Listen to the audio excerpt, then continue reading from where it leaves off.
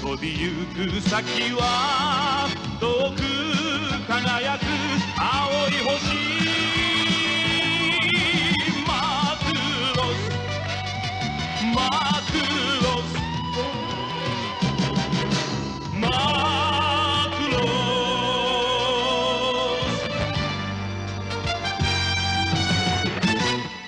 Well, it looks like a battle that's been raging for 20 years is finally coming to an end. Thank God. It's been a long and grueling for this. You may ask yourself, what are we talking about here? What are we saying? Well, one of the great anime series of all time has been the Macross saga, or known in the US as Robotech. And most people kind of argue there are various versions of the Macross saga, which was basically dubbed and edited into American versions called Robotech, that basically kind of were the same but was diverted differently in variations. I mean, one example is the second season of Robotech, which is the Robotech Masters, which originally was supposed to have been touted on Earth, but that's according to the English version, but actually was elsewhere. I mean, it depends on what version you're watching, what variations. I mean, there have been so many variations of this series. People were like, like, which is the right one, which is the, redone just to appease Western audiences. And there was an argument between the companies, Harmony Gold, also Big West Company Limited. A lot of companies have been arguing over, does the Robotech and Macross exist in the same universe? Does it not? Finally we get the final nail in the coffin of what it truly is. We finally get an answer to that question. Does Macross and Robotech coexist in the same universe? This is out of Bounding Info Comics. One of the most infamous rights conflicts in the history of anime has finally come to a close, as Big West Company Limited and Harmony Gold, the right holders for Macross and Robotech respectively, have come to an agreement that will allow the two series to coexist. The story of Macross and Robotech's legal troubles is a complicated one. I bet that one gives a fascinating glimpse into a tumultuous landscape that was the early American anime scene.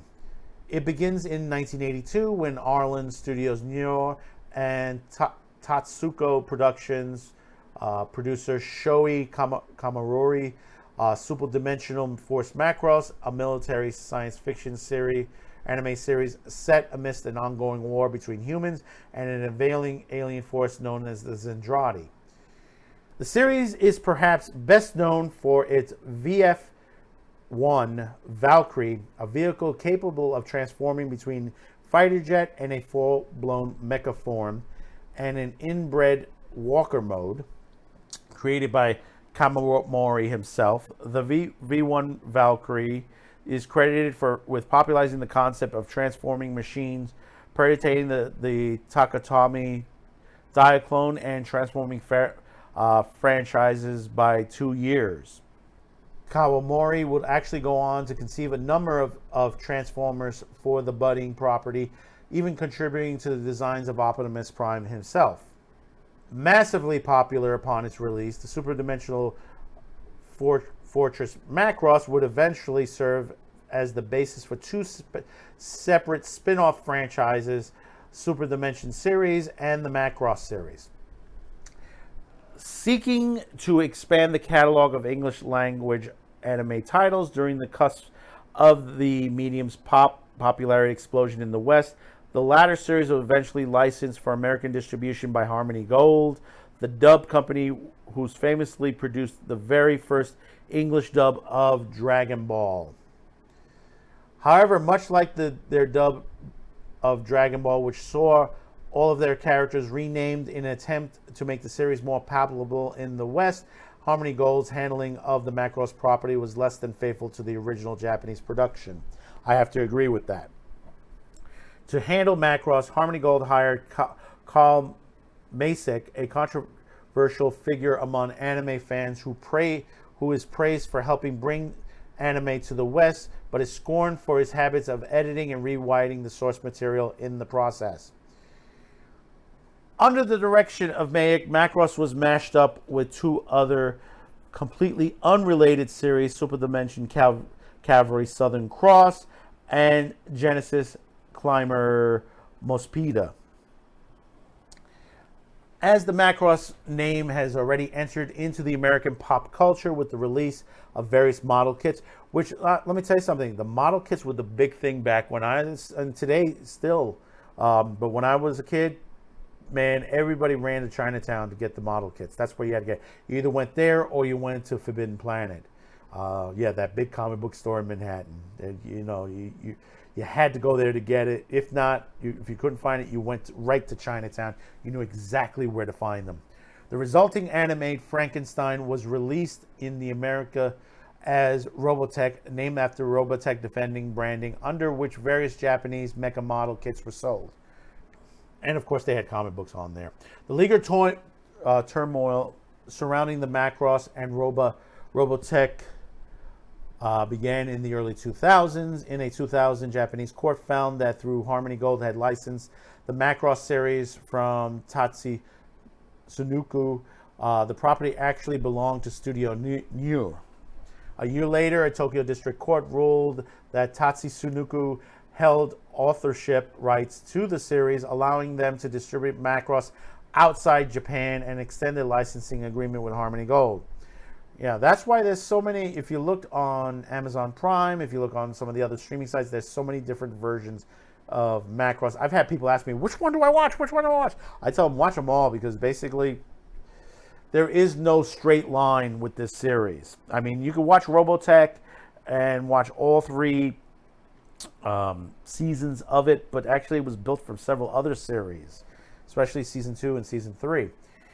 To complicate matters even further, Big West Advertising, who funded the production of Macross, was founded to own the copyrights to a total of 41 characters featured within the series. Embroiled in legal limbo, Macross was effectively withheld by a force of American audiences as Harmony Gold threatened to level copyright infringement lawsuits against any company who attempted to bring the Japanese source material to the West.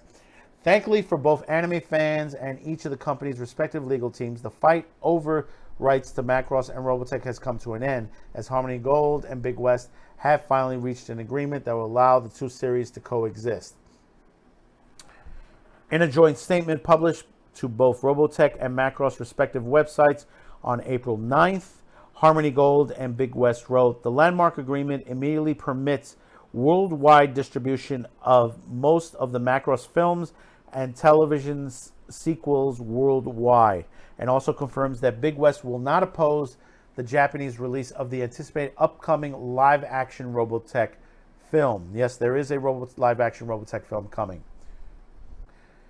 The agreement also recognizes Harmony Gold's long-standing exclusive license with Tatsusunuku for the use of 41 Macross characters and mechas in the Robotech television series and related merchandise throughout the world, excluding Japan.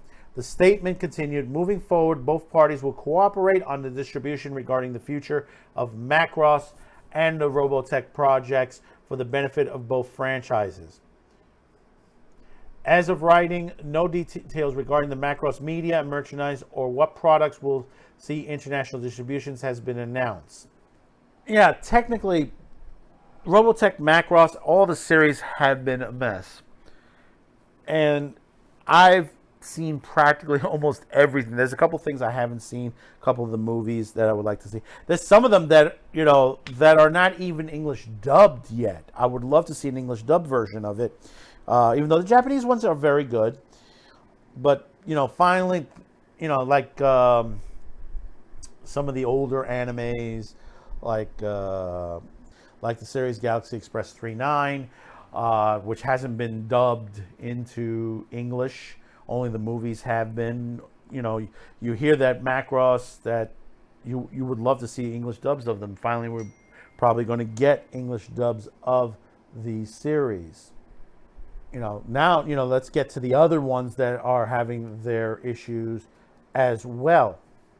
I mean, I love this series. I really did. Some of the dub versions of it, I didn't really like. I mean, the Robotech series, they need some fix up. They need they need to fix up the scripts on there and get a proper English dub of it. The ones that are in Japanese, they should have a proper English dub as well. And Spanish, because I know in many other countries, they would love to see this in Spanish, properly done. And it is one of the most enjoyable series. I mean, I love the plot line of it. It is very good. I love the Valkyries. That you know, that design. It's always been very popular. I used to have one a long time ago. I'm sorry that I lost it. You know, basically, between me moving between New York and Florida back here in the 90s, I lost some of my figures. I don't know what happened. I don't know if it was stolen or what happened. You know, hey, there's the memory. You know, that little thing. I remember that. But nonetheless, I mean, these figures for this, the models, the sets and stuff like that are still very popular to this day. So tell me in the comments how you feel about this. What do you think of this situation? So you've reached this part of the video. Thank you for tuning in. Don't forget to hit that subscribe, like, share this video. We'll see you on the next one. Bye-bye now. Oh, and before we go, don't forget to check out our new Teespring shop, our Q2Cast shop, and at our new address, Shop Q2Cast, where you can check out our new anime shirts that we have out. Anime shirts, pillows, just in time for the spring and summer. Go check them out. And we have some of our classics still available in there from our TV shows. And we have more t-shirts on the way. We're redesigning the Q2Cast shop, our merch shop. We have a lot more coming. So do check us out. That's shopq2cast.com. One more time, that's shopq2cast.com. It is up and available just for you. And remember, all proceeds go to help this channel.